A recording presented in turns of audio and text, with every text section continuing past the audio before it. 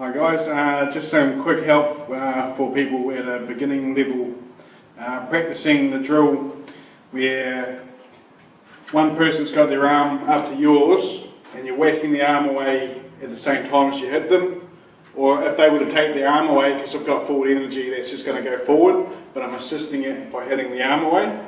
You might have seen it on Into the Dragon where the person's got his arm against the other person, the guy goes, "Wah!" Right? It's not quite like that. But that's what made the move pretty famous. Now, people tend to, in general, when they're first starting off, think of their arm as this arm and that arm. So they're like, I'm doing two things at once.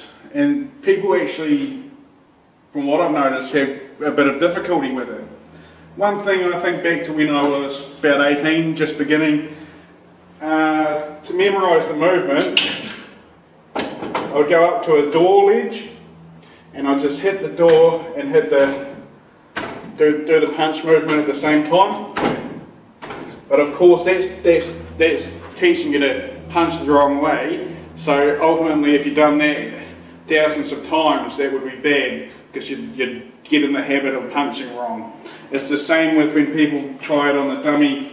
They try to hit into the dummy like this, and the shoulder tenses like that, because they're trying to hit that way and that way. So actually they're training themselves to hit that way and that way, which is kind of like a bit like when the actual person is there.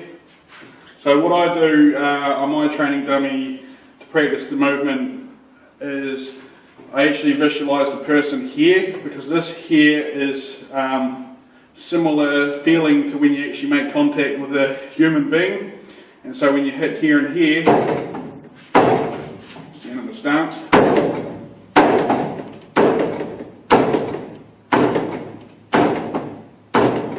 this is going straight and this is going straight.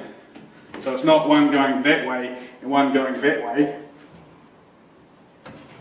Straight, straight, straight.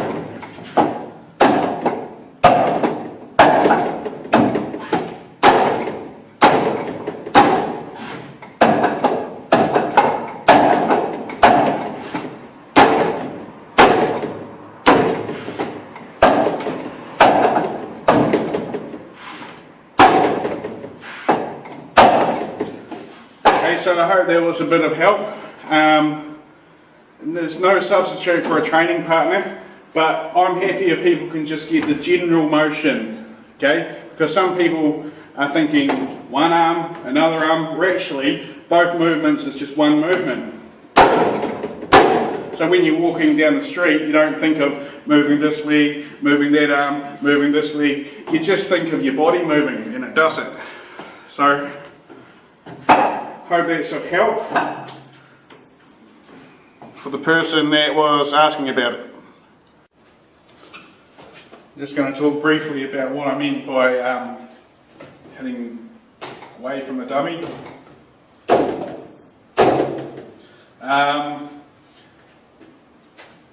In most Wing Chun training, when you use a training dummy, when I make contact here or here, just by feeling it in the arm, it leads you to the core.